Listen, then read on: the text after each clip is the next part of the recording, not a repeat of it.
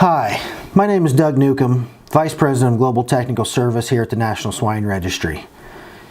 And I'm here today to discuss the genomic testing program here at the National Swine Registry as it relates to evaluating breed composition in Yorkshire, Landrace, Duroc, and Hampshire swine. I want to step back and give you just a little bit of historical perspective on testing in our breeds in the past. Give you a little bit of scientific rationale behind why we are doing this type of testing, show you how we validated and implemented this test, and then give you some results from each of our 4 breeds. So historically, the integrity of the breed has always relied on the integrity of the breeder. The person that collects that semen, breeds that sow, processes those pigs, ear notches those pigs, collects that DNA sample.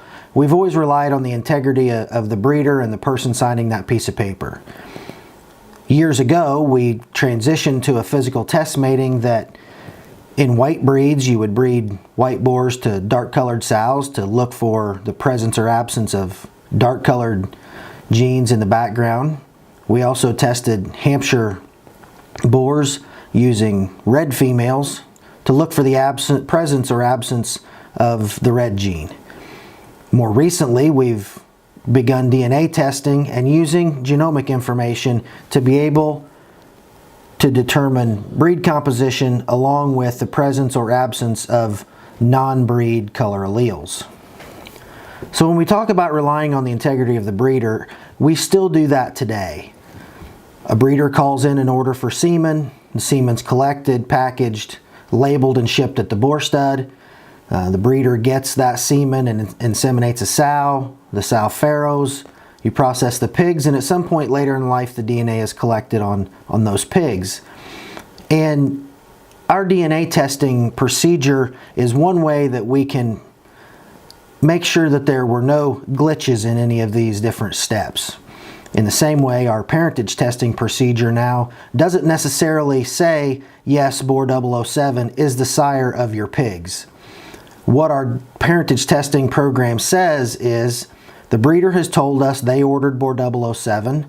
The boar stud collected that boar, packaged it, labeled it, and shipped it. The breeder bred their sow to boar 007. She farrowed those pigs, the pigs were processed, and then you collect the DNA on those pigs. And what our test will show is we can tell you that 007 is not the sire of those pigs, and there was an issue in this sequence of events. But as long as there's the possibility for human error, a system of checks and balances is required, and that's where we use our DNA testing program. So to give you a little bit of background on our DNA breed profile testing program, it began as a collaboration between Michigan State University, the USDA Meat Animal Research Center, and the National Swine Registry in 2008. And the primary objective of the project was to follow genes and segments of the genome from one generation to the next. Yvonne Badke at Michigan State University published a paper on this and showed where genes and segments of the genes were transmitted intact or not intact to the next generation. In the process of doing this, we used genotyping technology where we could genotype 60,000 gene markers at one time. And in order to reduce the cost of the genotyping from this project, a 10,000 marker genotyping chip was developed, and we had to include markers of interest for color because we are the ones that are primarily worried about that. So in our Yorkshire and Landrace breeds, we needed markers for dark color that might be hiding in the background, or in the Hampshire breed, genes for red color or spotting that are also deleterious within our breed. So this type of breed profile testing or breed composition testing has been used in the past. A couple of different examples of using a regression method in estimating breed composition in crossbred beef cattle from 2011, and then using breed-specific gene markers that were used to identify different populations of pigs. We also have two different publications that have come out of our project by Scott Funkhauser and by Yijian Huang, both from Michigan State University, that utilize this information in our testing and validation procedure and publish those results. Just a few weeks ago, the National Animal Germplasm Preservation Program published a paper on differences between breeds at the genomic level. For those of you that don't know, this germplasm preservation program is a frozen semen repository for multiple species, multiple breeds. There's pigs, beef cattle, dairy cattle, sheep. Most of the mainstream breeds, rare breeds, they do a pedigree analysis to just target the diversity of the population, so that if the world exploded tomorrow, this is the genetic reserve that we have to reconstitute different populations of animals. Many of our members have semen stored on their boars. They utilized for our 4 breeds our pedigree and determined that, according to the quotes that I've pulled here from the paper, that they have encompassed the diversity of the breed. They're confident that the animals that they have within the breed represent those breeds as well as they can within this sample. And if we look at just that they have within each of these breeds, you see the diversity of the breeds from island pigs, Chinese pigs, and then our typical US purebred genetics. And if you look at the number of pigs here, Yorkshires, they would have the most. Durocs, Hampshires, and Landrace, they would have similar numbers to what we have used in developing our reference population for our breed composition testing. And if we look at how they separated those breeds using some different statistical methods, you can see where they've distinctly separated Hampshires, Landrace, Yorkshires, and Durocs from one another on this 3-dimensional graph. You can see where they've separated off those of Chinese heritage and those island pigs from Hawaii, Guam, Fiji, and the like. And then also that they've been able to split off Tamworths, Herefords, and Berkshires. Chester spots and large blacks, are all bunched in the middle around our Landrace breed. So the goal of our project was to utilize DNA microarray data, or genomic information, to verify the composition of animals that are being used in our breeds. We do this to maintain breed integrity. We wanted to eliminate the need for physical test matings in our white lines, and also to transition away from our 2-locus Hampshire color test.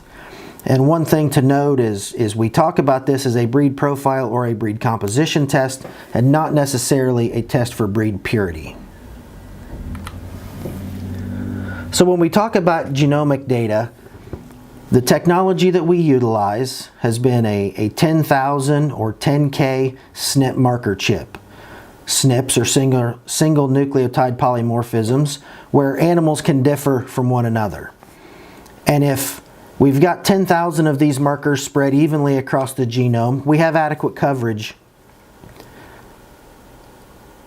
to estimate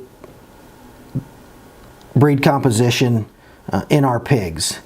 If we used a 60K gene marker chip, then those gene markers are still spread evenly across the genome. They would just be more closely packed together. So in order to develop this test, we had to develop a reference panel, or what many have talked about as being the breed standard. Back when this project originally started, Michigan State University utilized the NSR pedigree, did a pedigree analysis, and came up with 30 sire dam offspring trios. We've coined the term the Trio Project. And they've selected those animals to be as unrelated as possible, to encompass the diversity of the breed, and to be as representative of the breed as possible. And our reference animals in our purebred reference population included the sires and the dams from that project. So if you look at this slide, the number of pigs in our reference population for Yorkshires, Durocs, Landrace, and Hampshires were roughly equivalent. And this would be the reference panel that was utilized for all of the testing and validation that the Yorkshire breed did prior to their implementation of this testing procedure in 2016. Using this reference panel, Michigan State also put together a graph similar to what the National Animal Germplasm Preservation Program did. On this 2D graph, you can see that we've been able to split our breeds off from one another as well. And if you compare those, and you might have to tilt your head to the side just a little bit, you can see that our graph and that graph from the Germplasm Preservation Project splits the breeds in a much similar manner.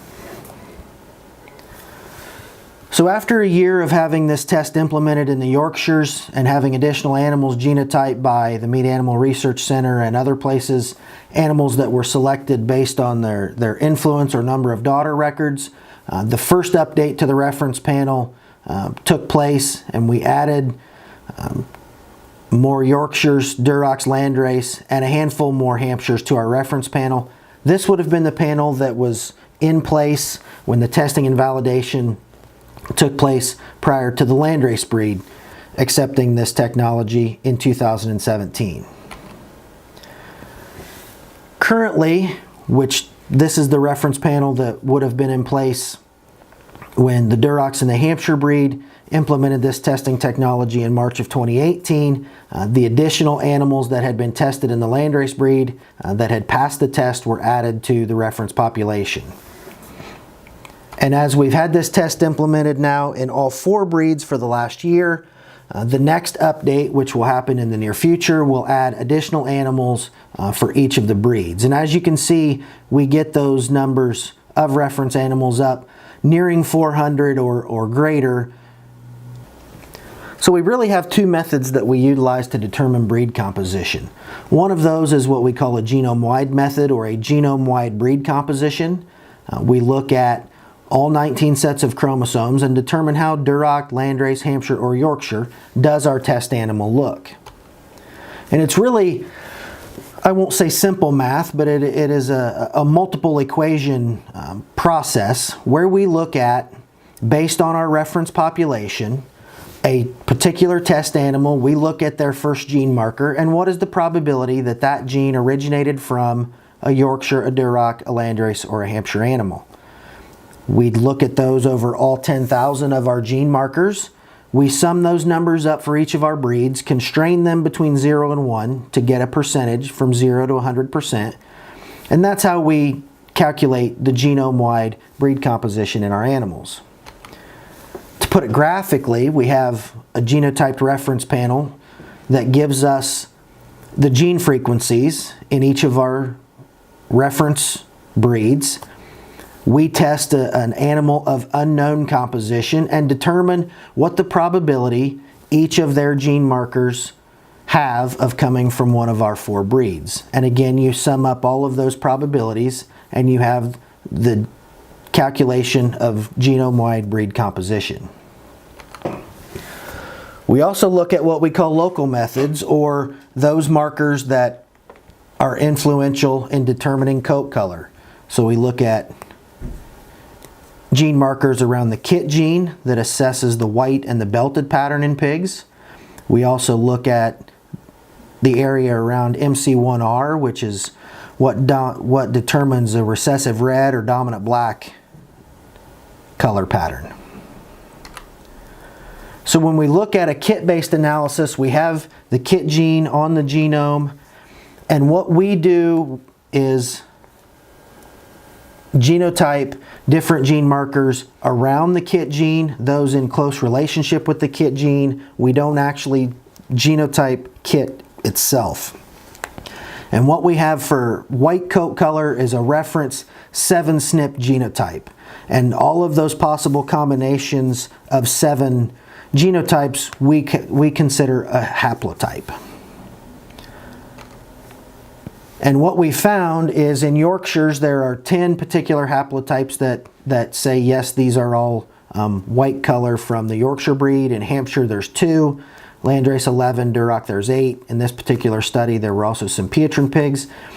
What we see is there are 14 what we call white haplotypes around the KIT gene. So we consider the white from Yorkshires and Landrace the same in all of our evaluations. Similarly, we do an analysis around MC1R. We don't, again, genotype MC1R itself. That gene, or testing for that gene itself, is proprietary to PIC and has been licensed to GeneSeq to be able to test that. For the last 12 to 15 years, we have utilized the test that genotypes MC1R. We've paid GeneSeq to perform those tests, but we've also paid a royalty fee back to PIC. So what we've done is we again look at multi-SNP genotypes that are in close relationship to MC1R to determine if any of our Hampshire animals in particular are carrying red or non-Hampshire color genotypes. And the beauty of this test is in our Hampshire reference population, there is only one haplotype or one combination of genotypes that says that yes, this animal has Hampshire color. If it is any of the other possible combinations of gene markers around MC1R, then we know that those alleles came from another breed and that animal is carrying what we call non-Hampshire color.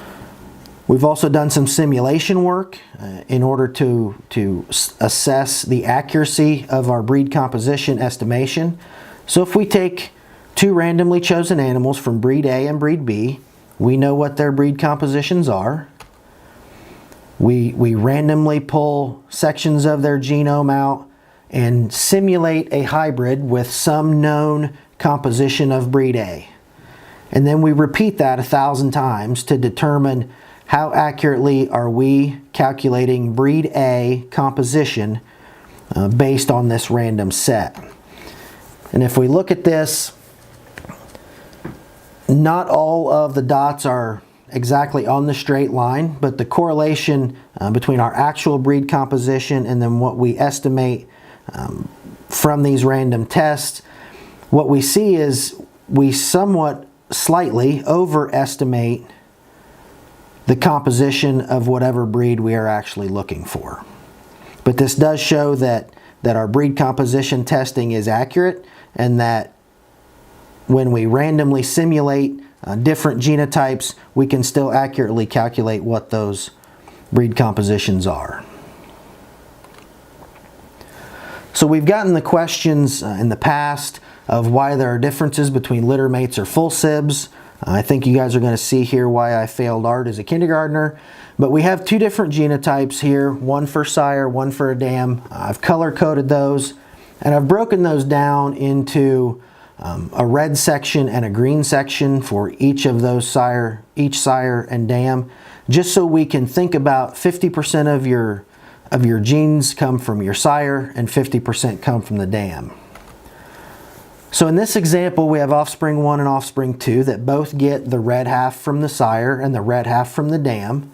And so those two animals genetically would be identical and considered identical twins. Most of these happen when the egg splits. It doesn't happen by random chance very often.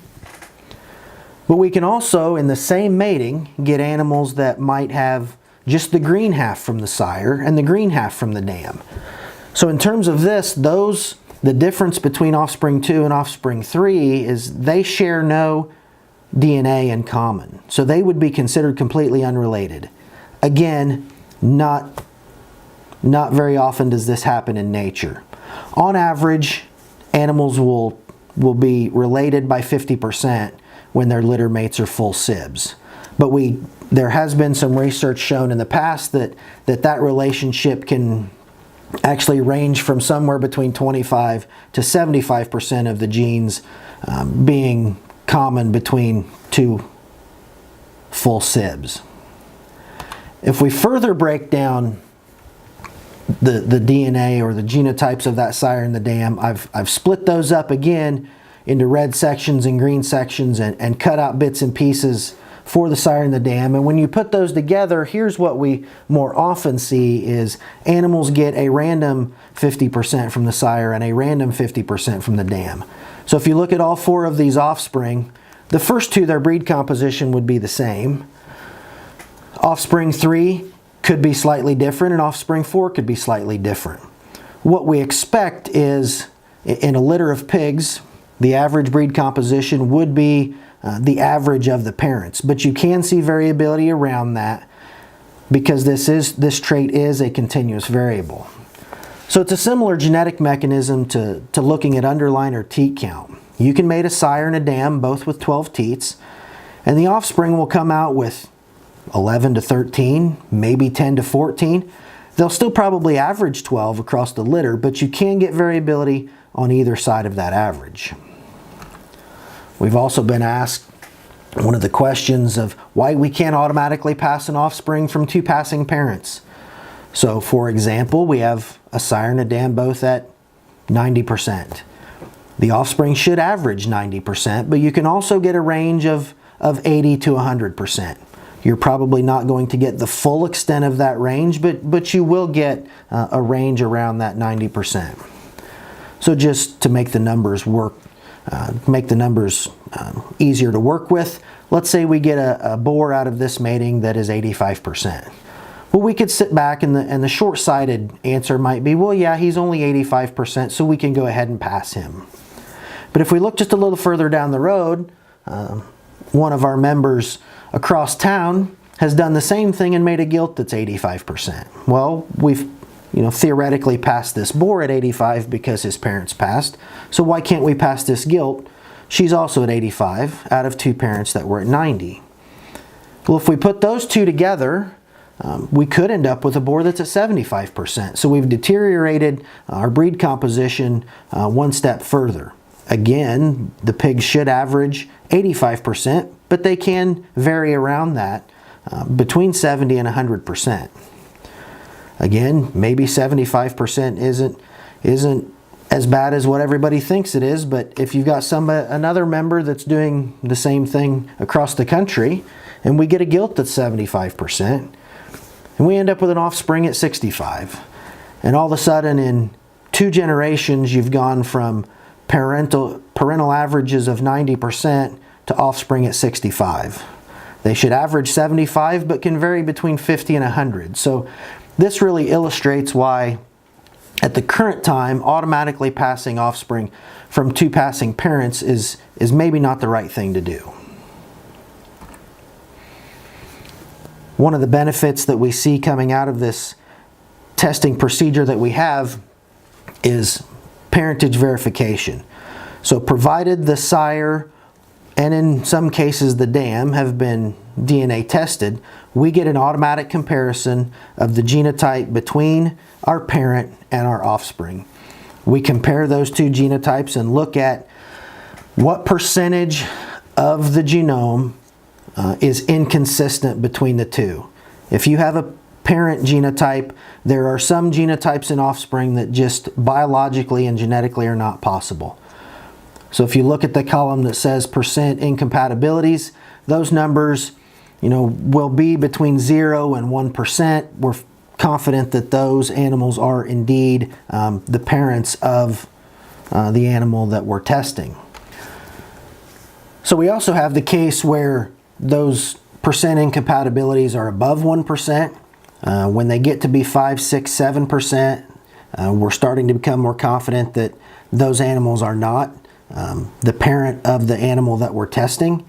We also have the block here in yellow of animals in that 2 to 3 to 4% incompatibility range. That's really intermediate to where it may or may not be the parent. In some cases, as we've dug into this information, we've found that animals that are highly inbred, double-bred offspring of a particular individual may have percent incompatibilities with their sire of 2 to 3 to 4% just based on the inbreeding of the animal that we're testing.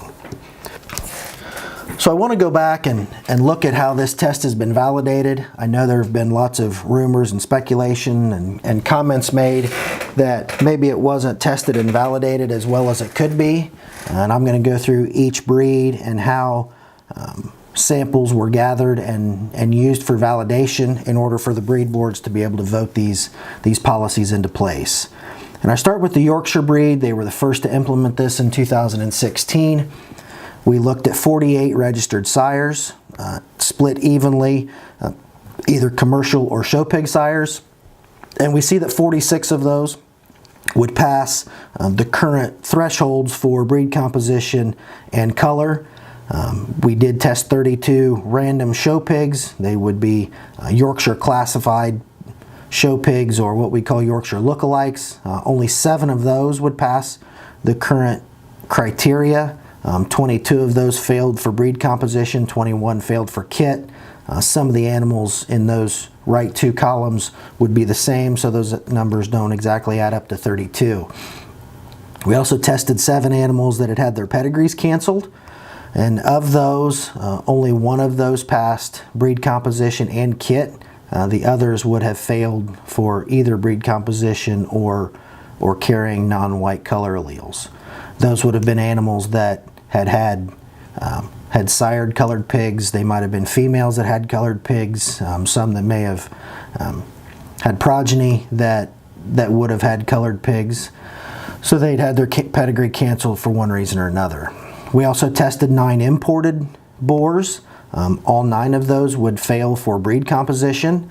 What we've looked at within the Yorkshire and Landrace breeds in particular, as we've imported genetics from other countries, our policy has always been if they are registered in another country's herd book and they can provide us with a 3-generation pedigree, then we will allow those animals to be dual registered within our system. So when we perform this testing, we don't expect those animals genetically to be the same as ours. One of the goals with bringing in imported animals is to break up the accumulation of inbreeding. So if all of these imported animals come in and they're the same genetically as ours, then they don't meet that goal. So we do have special consideration for import animals when those pigs are tested.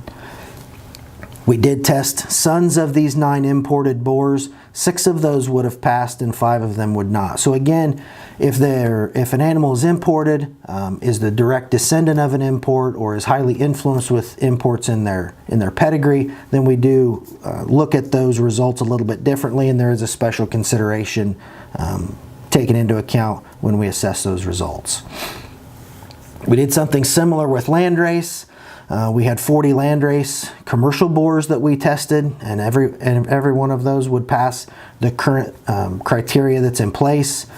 We tested 10 show pig sires. Half of those would pass, half of those would fail. We also tested 2 show barrows, a show gilt. Again, we tested imported animals. A majority of those passed, but the sons or direct descendants of those imported animals all passed the testing procedure. We also tested 4 animals that were stress carriers. They all 4 did pass, but this isn't surprising as we're not necessarily looking at the stress gene within this breed composition testing. So a stress carrier may or may not pass, which reiterates the need to continue to do our stress testing. In Durocs, we validated it in a much similar way.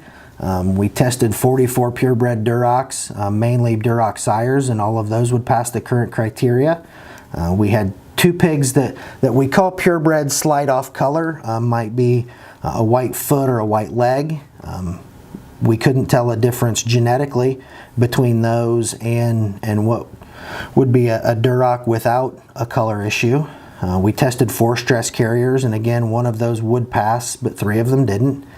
We had a red-belted pig that wouldn't be considered a Duroc from a breed composition standpoint either. We also had some 3/4 Duroc quarter Pietrin crossbreds that all failed.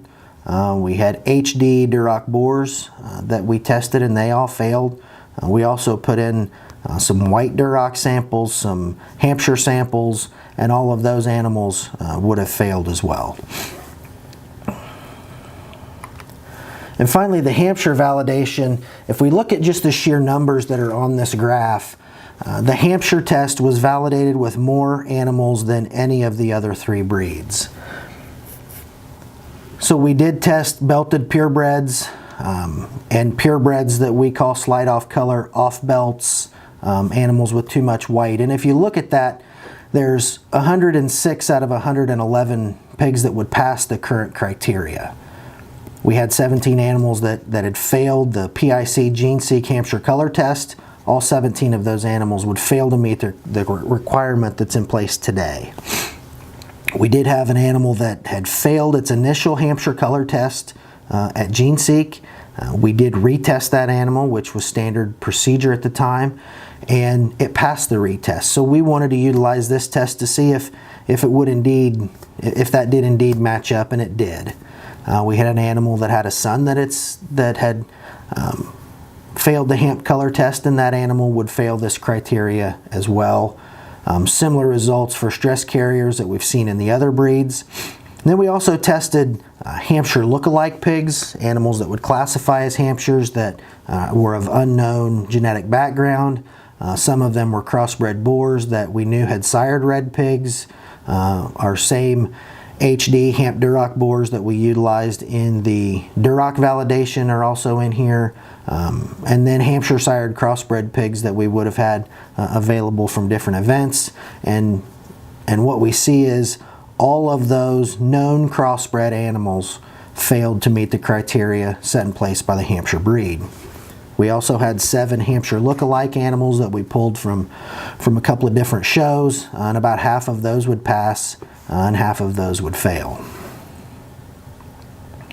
So to get down to the nuts and bolts of everything we've done, I've gone through the kind of some historical background, the science and some of the scientific rationale behind this testing, shown that a different organization has utilized the NSR pedigree, samples from NSR members independently from our testing program, and have shown that they can split breeds based on genomic information. So further verification that the testing that we're doing and the science behind it is accurate and correct.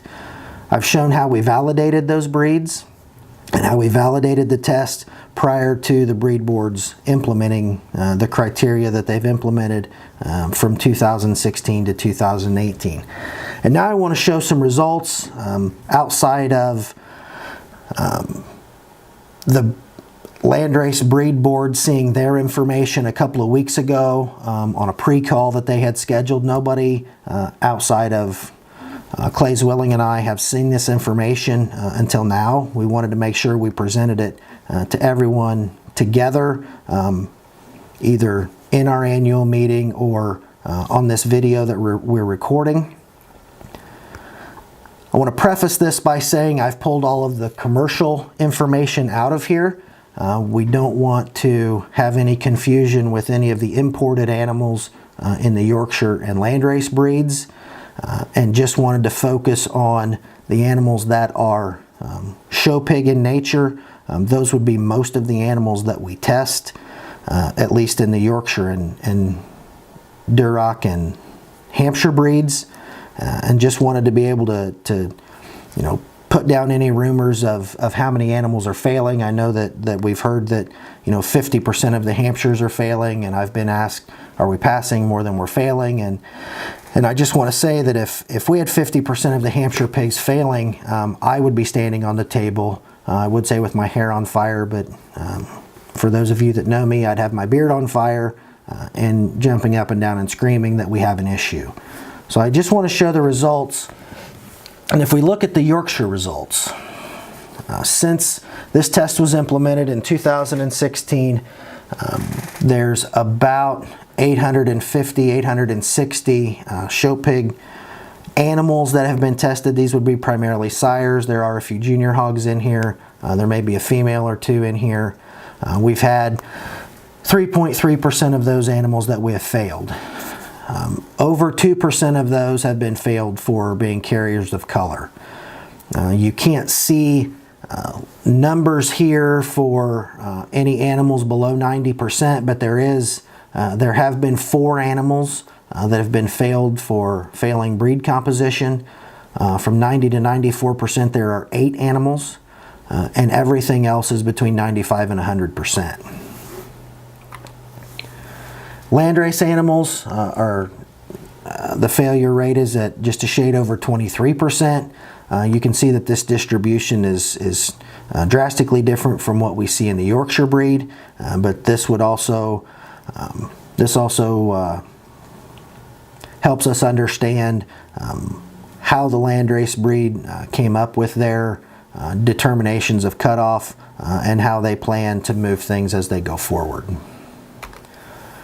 In Durocs, as we've expected, there has been a 0% failure rate, and if you look at this, about 10% of the pigs that we've tested, sires and a limited number of junior hogs, right about 10% of those are between 90 and 94%. The rest of the animals tested are between 95 and 100. And finally, the Hampshire distribution. We failed 14.6% of the Hampshire animals that we have tested. There are a significant number of females in this test, still predominantly sires, but there are a number of females in this test.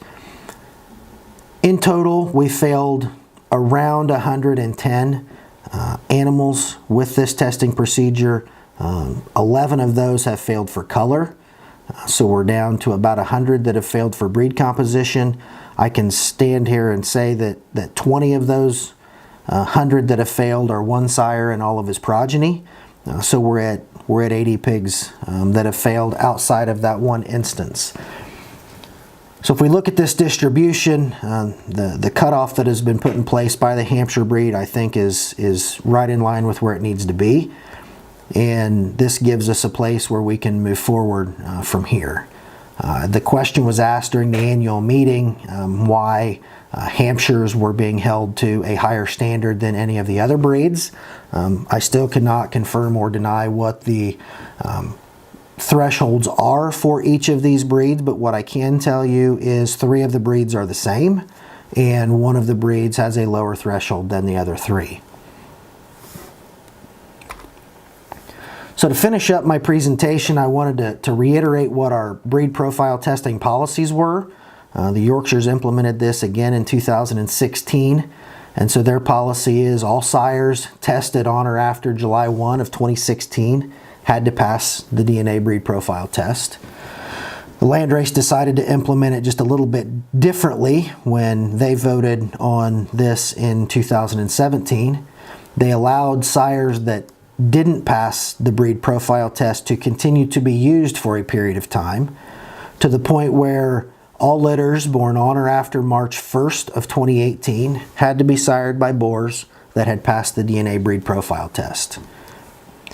The Duroc breed implemented this in 2018, and since Durocs were only being stress tested, they could implement a birth date cutoff for sires to be tested. So they determined that all sires born on or after November 1st of 2017 had to pass the DNA breed profile test. And as it stands currently for the Hampshire breed, all litters born on or after June 1st of 2019 must be sired by boars that pass the DNA breed profile test. If we look at this, sires are the only thing that must be tested for the DNA breed profile test. Grandfathered boars, or boars that passed the previous PIC GeneSeq Hampshire color test, can sire litters up through May 31st of 2019 without additional testing. If you plan to use a boar to farrow litters born on or after June 1st, they will need to be retested on this test. If they pass, you're good. If they don't pass, then you can no longer record litters sired by those particular boars born on or after June 1st. What I've classified as new boars, young boars, non-grandfathered boars, so boars that were not tested on the previous PIC GeneSeq test. Those boars that fail the DNA breed profile test may sire litters that are born up to May 31st of 2019. These pigs in these litters will be given what we've called a provisional pedigree in order to, you can utilize those pigs, you can sell those pigs to junior exhibitors. They can show those in junior or youth or 4-H events. But in order for those animals to be exhibited in an open show or sold for breeding or retained for breeding, they must be tested and pass the DNA breed profile test, at which point they will be given a regular Hampshire pedigree. In addition to this, Hampshire females may be tested up through June 1st of 2020 with no penalty, unless they're found to be carriers of non-Hampshire color, at which point we won't go backwards and cancel their pedigree and all of their previous progeny's pedigree. We will just not record any further purebred litters born on or after that testing date. So for Hampshires at the current time, the only thing that has to be tested are sires. If you want to utilize an animal with a provisional Hampshire pedigree, they will need to be tested in order to retain those for breeding. No females have to be tested. I realize that there are buyers that will want, they may ask you if you've had your animals tested, they may want you to have those animals tested, but as required by the NSR, none of those females have to be tested. The executive committee has also implemented a policy that all junior pigs or junior champions at our events tested on or after June 1st of 2021 must meet their respective breeds' DNA breed profile requirements. So I hope this presentation has been informative. I hope that it's been educational and that you've been able to learn some information maybe that you didn't know, maybe answer some questions that you had, or put to rest some things that maybe you've heard or suspected, and that we can take all this information. I think we had some really good breed board meetings, so a lot of things were discussed, and a lot of things that I think were productive that we can bring back and utilize to make these testing procedures better. So with